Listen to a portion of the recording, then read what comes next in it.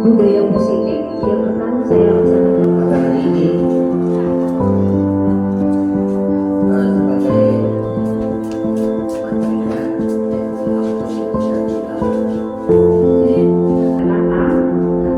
Oke, siap Bapak Ibu? Siap ya? Yuk.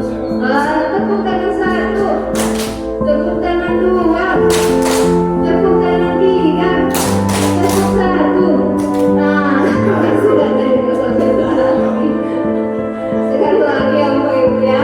Tepuk tangan satu, tepuk tangan dua, tepuk tiga.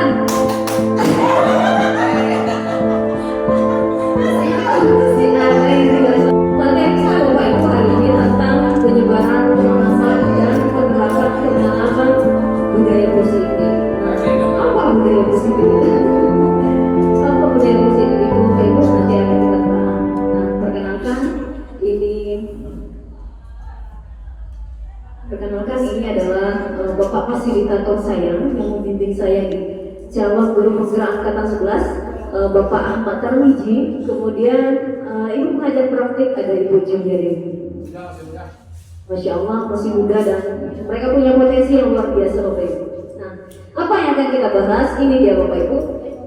Konsep inti budaya positif. Yang pertama ada perubahan paradigma belajar, kemudian disiplin positif, nilai-nilai kebajikan universal, kemudian kebutuhan dasar manusia, ada motivasi perilaku manusia, ada posisi kontrol guru. Nah, ini nanti sangat luar biasa kalau kita bahas Bapak Ibu. Yang selanjutnya keyakinan kelas, dan yang terakhir segitiga restitusi. Ini semuanya sudah kita terapkan Bapak Ibu. Tinggal kita mengulang lagi, oh ternyata yang saya lakukan ini dia, begitu Bapak Ibu. Ya, selanjutnya Bapak Ibu.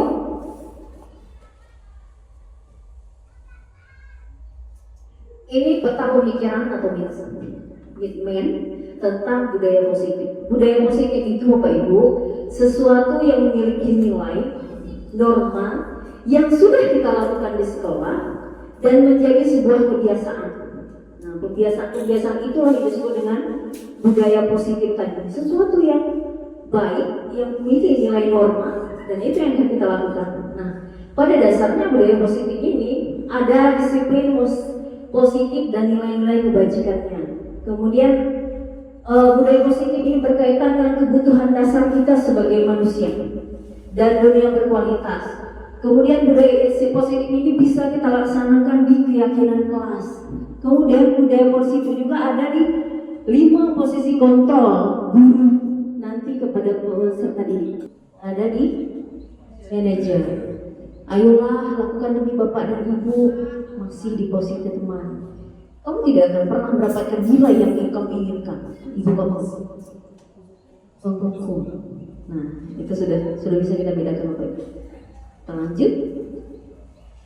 Sekarang dengan keyakinan kelas. Mengapa keyakinan kelas bukan peraturan atau kesepakatan kelas? Kenapa harus keyakinan kelas?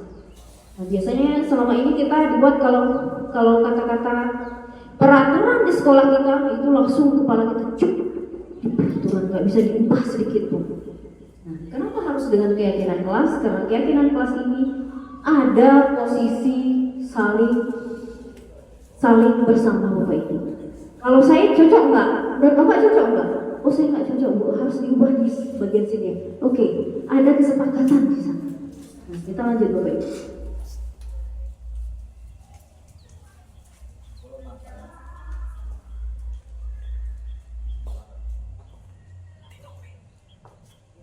Ini ada segitiga restitusi. Di segitiga restitusi ini Bapak Ibu itu posisinya manajer tadi. Sebenarnya ada tadi keyakinan kelasnya. Oke, keyakinan kelas seperti itu saja. Apapun yang kita buat itu dengan kesepakatan di dalam kelas. Kemudian guru kita juga harus punya kesepakatan. Nah, kapan kesepakatan itu dirilis? Nanti kita tanya semua Bapak kepala sekolah. Nah, ini segitiga restitusi cara kita menyelesaikan masalah Bapak Ibu. Yang pertama kita harus menanyakan dulu permasalahannya apa, kemudian dilanjutkan dengan apa yang terjadi jika masalah itu terjadi, kemudian yang terakhir baru kita tanyakan apa solusinya karena masalah itu sudah terjadi. Nah itu sih yang di dalam posisi kontrol sebagai manajer tadi. Ya kita lanjut. Tahapan segitiga restitusi yang pertama adalah menstabilkan identitas. Kita tidak boleh menyalahkan peserta didik kita. Kenapa kamu terlambat? Karena saya, Bu, bangunnya kesiangan. Kamu sudah salah, tidak boleh seperti itu. Tapi apa yang harus? Ibu pun dulu pernah terlambat. Ibu pun dulu pernah bangun kesiangan. Nah, bukan hanya kamu yang salah. Itu menstabilkan identitas tadi. Jangan langsung kita dropkan dia, memang kamu yang bersalah, tidak. Tapi kita stabilkan dulu bahwa dia salah, kita pun juga pernah salah. Tidak menganggap diri kita itu hebat. Kemudian dilanjutkan.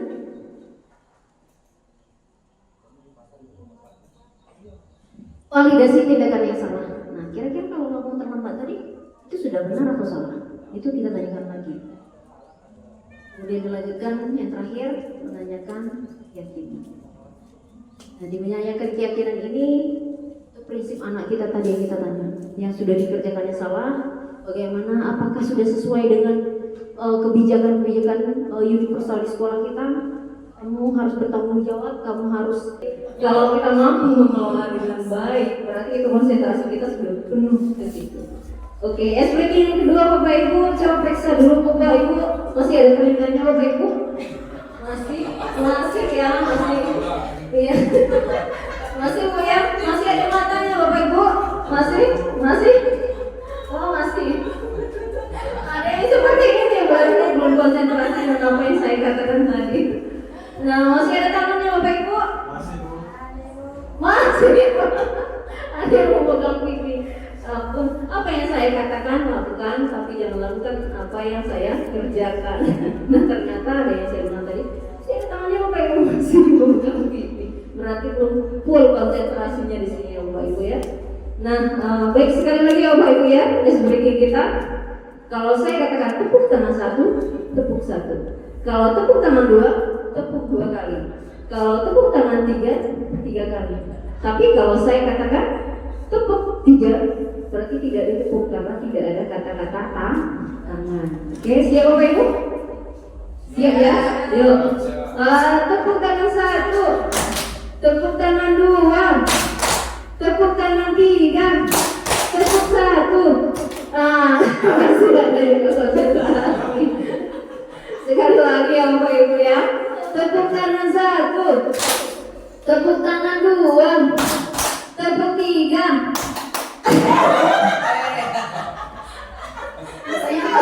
Ada yang tidak konsentrasi. Nah, terima kasih Bapak Ibu ya untuk semangat kita pagi hari ini, dan kita langsung masuk ke materi. Materi kita Bapak Ibu hari ini tentang penyebaran pemahaman dan penerapan pengalaman budaya positif. Nah, apa budaya positif itu? Apa budaya positif itu Bapak Ibu? Nanti akan kita telah. Nah, perkenalkan ini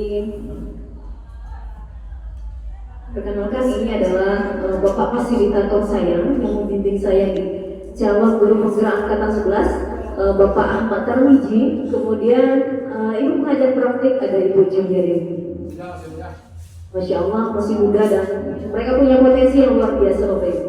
Nah, apa yang akan kita bahas? Ini dia Bapak Ibu, konsep inti budaya positif. Yang pertama ada perubahan paradigma belajar, kemudian disiplin positif, nilai-nilai kebajikan universal, kemudian kebutuhan dasar manusia, ada motivasi perilaku manusia, ada posisi kontrol guru. Nah, ini nanti sangat luar biasa kalau kita bahas Bapak Ibu.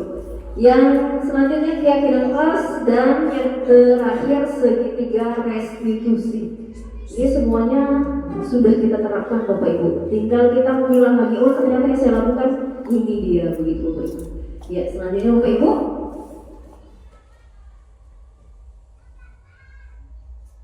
Ini peta pemikiran atau Mitmen tentang budaya positif. Budaya positif itu Bapak Ibu sesuatu yang memiliki nilai, norma yang sudah kita lakukan di sekolah dan menjadi sebuah kebiasaan. Nah, kebiasaan itulah yang disebut dengan budaya positif tadi. Sesuatu yang baik, yang memiliki nilai norma, dan itu yang akan kita lakukan. Nah, pada dasarnya budaya positif ini ada disiplin positif. Apa sih disiplin positif itu? Disiplin positif artinya belajar disiplin mengacu pada bertanggung jawab. Sekarang kita lakukan Bapak Ibu. Datang tepat waktu di sekolah, masuk tepat waktu di kelas, atau pulang pada jamnya di sekolah. Apakah disiplin positif? Apakah benar-benar kita merasa bertanggung jawab atau hanya sekedar isi absen aja kalau udah selesai udah pulang gitu? Nah itu ada jawabannya di diri kita. Kemudian disiplin positif merupakan salah satu cara penerapan disiplin yang bertujuan untuk menumbuhkan kesadaran. Sekarang kita sadar tidak apa yang kita lakukan ini memang benar-benar tanggung jawab kita atau hanya sekedar mengikuti arus saja. Sudah selesai tugas, sudah baik. Kemudian sebagai pendidik tujuan kita adalah menciptakan anak-anak yang memiliki disiplin diri. Apakah anak-anak kita berangkat dari rumah memang benar-benar mereka mau belajar atau dengan sengaja menghindari pekerjaan rumah? Nah, selanjutnya kita lihat di nilai-nilai kebajikan Bapak Ibu. Nilai-nilai kebajikan ini adalah nilai-nilai yang kita sepakati terlepas dari yang namanya perbedaan, biar bangsa, agama, bahasa, maupun latar belakang keluarga.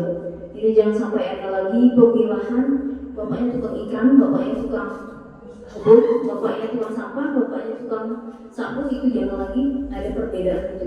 Itu terlepas dari semuanya Bapak Ibu. Nah, kemudian nilai-nilai kebajikan ini tidak akan pernah lepas dari yang namanya profil pelajar Pancasila Bapak Ibu yang tadi yang kita bahas. Oke, selanjutnya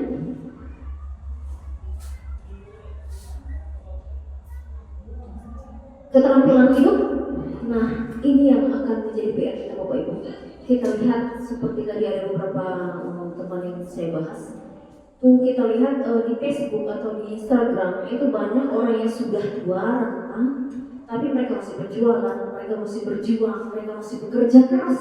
Yang seharusnya mereka sudah menikmati hasilnya, tapi apa yang terjadi? Tuh ketika mereka gagal di masa mudanya untuk menempa diri mereka bersanding dengan zaman yang sekarang luar biasa persaingannya Bapak Ibu. Nah, tugas kita sebagai guru adalah menjadikan mereka seperti ini. Mereka punya keterampilan hidup Bapak Ibu yang mudah dipercaya, kemudian lurus hatinya, pendengar yang aktif, kemudian tidak merendahkan orang lain, memberikan yang terbaik dari dirinya Bapak Ibu. Jangan hanya mengandalkan yang terbaik dari orang lain tanpa bisa memberikan yang terbaik dari dirinya Bapak Ibu. Kemudian sikap murid kita yang kita harapkan ini Bapak Ibu, toleransi, jangan lagi ada perbedaan, rasa hormat. Bagaimana dengan terkikisnya rasa hormat anak-anak kita sekarang ini Bapak Ibu, kita lihat sendiri. Nah itu tugas kita Bapak Ibu. Integritas, mandiri, menghargai, antusias, empati, keingintahuan, kreativitas, kerjasama, percaya diri, dan komitmen dengan apa yang mereka akan raih. Nah tugas kita itu, komitmen mereka itu kita pertegas semua harus berhasil. Nah kebutuhan dasar manusia Bapak Ibu, kebutuhan dasar manusia adalah segala sesuatu yang dilakukan untuk mendapatkan apa yang kita inginkan. Contohnya Bapak Ibu, saya ingin punya rumah, apa ambisi saya? Itu kebutuhan dasar. Kemudian seluruh yang kita lakukan memiliki tujuan tertentu, dan semua usaha yang terbaik kita lakukan adalah dalam rangka untuk kebutuhan dasar dapat tercapai. Untuk bisa makan enak misalnya, apa yang harus kita raih? Itu kebutuhan dasar kita, belum masuk kebutuhan yang lain. Nah ini ada 5 kebutuhan dasar. Yang pertama, bertahan hidup Bapak Ibu. Bertahan hidup apa saja? Makan sudah pasti ya Bapak Ibu ya. Kemudian tempat tinggal harus ada ya. Bagaimana kalau kita tidak punya rumah? Kita usahakan punya rumah, biar menyewa atau sebagainya. Pasti itu sudah kebutuhan hidup kita. Kemudian pakaian untuk jaga tubuh kita. Kemudian kesehatan dan keamanan. Kemudian yang kedua, kasih sayang serta rasa diterima. Kira-kira Bapak Ibu, ketika kita masuk ke dalam kantor SMP Negeri 43 ini, kira-kira kalau seandainya kita tidak diterima, nyaman tidak? Tidak nyaman. Nah, kita punya rasa ingin diterima dari kebutuhan dasar kita Bapak Ibu. Kasih sayang dari orang-orang lain. Kalau misalnya kita berpapasan di jalan, ibu, ternyata ibu, itu kasih sayang Bapak Ibu. Berarti kita diterima dalam suatu kelompok, kita dihargai di sana. Itu membuat kita nyaman. Demikian juga dengan peserta didik kita. Jika mereka dalam satu kelompok, dalam satu kelas itu tidak saling merasa sayang atau merasa diterima, itu mereka nggak akan sekolah. Mereka merasa dibully. Nah, kemudian penguasaan, kebutuhan tes kemampuan. Yang sekarang kita punya bapak kepala sekolah, kita harus mengakui dong bapak kepala sekolah kita, karena mereka punya potensi. Nah, itu harga diri kita, Bapak Ibu. Saya sebagai guru, saya ingin dihargai, karena itu harga diri. Nah, itu masih dalam kebutuhan dasar manusia. Kemudian kita lanjutkan,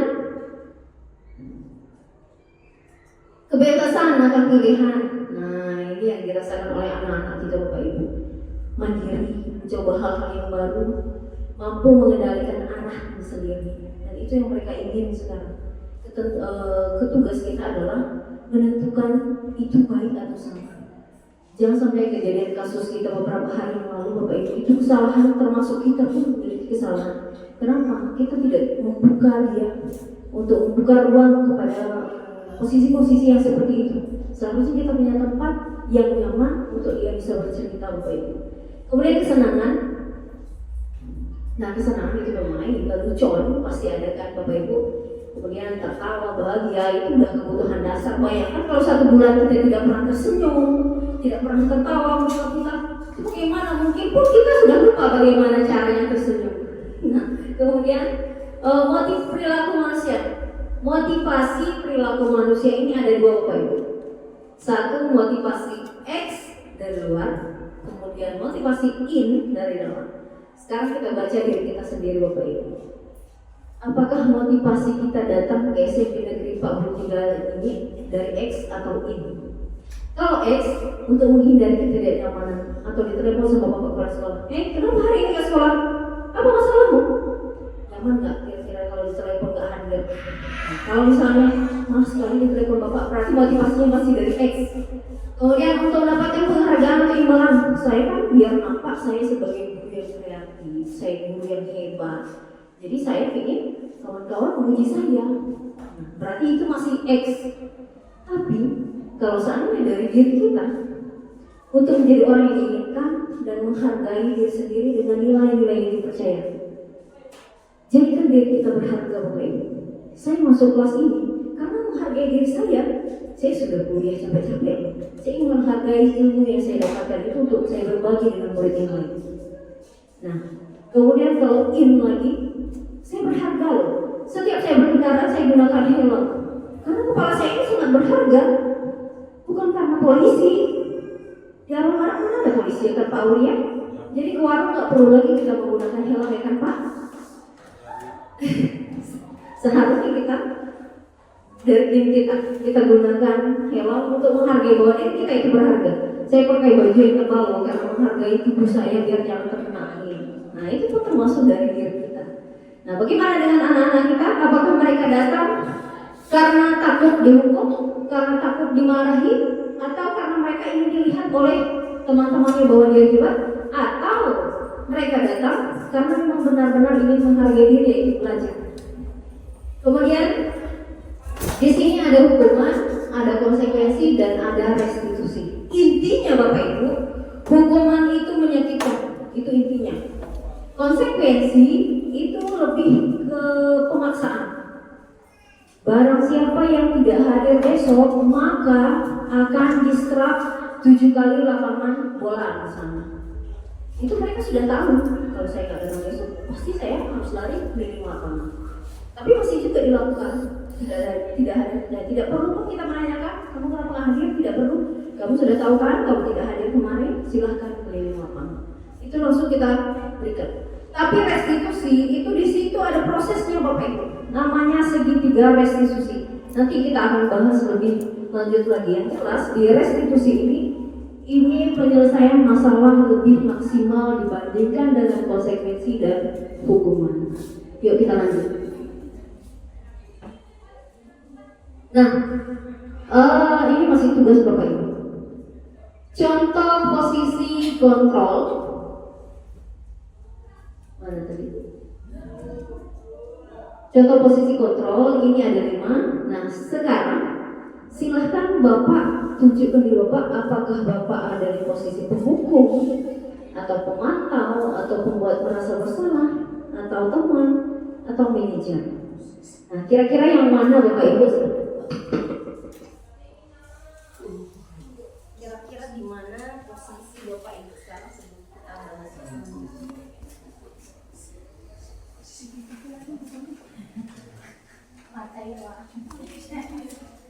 Mantap.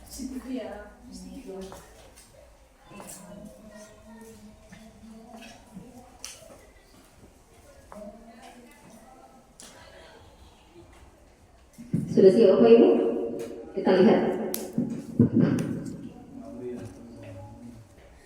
Apa saja Bapak Ibu boleh. Gereja, insyaallah. Jangan ada yang mencontek Bapak Ibu ya. Ini ke diri kita sendiri. Oke. Oh ya. Cek di Pak Aulia ini.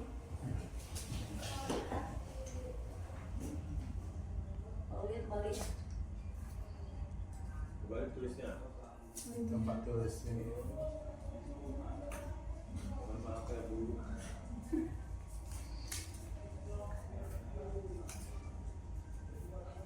Jangan ini Bu.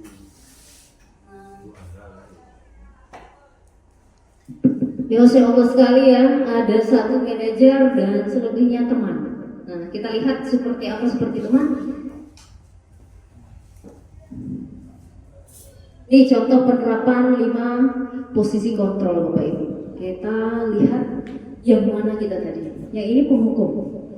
Kasus sama Bapak Ibu. Nanti kita buat dalam 5 posisi. Yang pertama penghukum. Nah, penghukum itu tidak kita menanyakan dia salah atau dia punya alasan seperti apa. Kita tidak mau tahu. Langsung kita bilang lari keliling lapangan sekolah sebanyak 3 kali. Nah, itu penghukum. Tentu saja mereka butuh psikis dilihat oleh teman-teman yang lain. Kemudian teman-teman yang lain, oh itu terlambat tuh pasti mental dia, Bapak Ibu. Anak-anak kita secara fisik dan psikis sudah terbeban. Banyak kita lihat di sekolah saya termasuk dulu itu secara fisik dan psikis yang lebih sulit untuk menyembuhkan Bapak Ibu. Digantung di leher tulisannya. Dan selama 1 hari itu tidak boleh lepas. Itu di situ saya malas sholat misalnya atau saya terlambat datang. Ternyata itu sangat berat sekali bebannya Bapak Ibu. Nah sekarang Bapak Ibu bisa menjawab sendiri kira-kira ketika masih sekolah dulu pernah tidak mengalami yang namanya penghukum. Kalau ada pasti ingat sampai sekarang. Ya kan Bapak Ibu? Nah secara psikis kita sudah terluka Bapak Ibu. Kemudian kita lanjut. Ini dia contoh pembuat merasa bersalah. Nah, kita biasanya dekat dengan suara lembut, tapi ternyata membuat mental anak kita sakit. Apa yang positif? Apa sih disiplin positif itu? Disiplin positif artinya belajar disiplin mengacu pada bertanggung jawab. Sekarang kita lakukan Bapak Ibu. Datang tepat waktu di sekolah, masuk tepat waktu di kelas, atau pulang pada jamnya di sekolah. Apakah disiplin positif? Apakah benar-benar kita merasa bertanggung jawab atau hanya sekedar isi option aja kalau udah selesai udah pulang gitu? Nah itu ada jawabannya di diri kita. Kemudian disiplin positif merupakan salah satu cara penerapan disiplin yang bertujuan untuk menumbuhkan kesadaran. Sekarang kita sadar tidak apa yang kita lakukan ini memang benar-benar tanggung jawab kita atau hanya sekedar mengikuti arus saja. Sudah selesai tugas, sudah baik. Kemudian sebagai pendidik tujuan kita adalah menciptakan anak-anak yang terima kasih banyak sekali atas dukungan Bapak Ibu semuanya. Saya tutup. Assalamualaikum warahmatullahi wabarakatuh. Terima kasih banyak.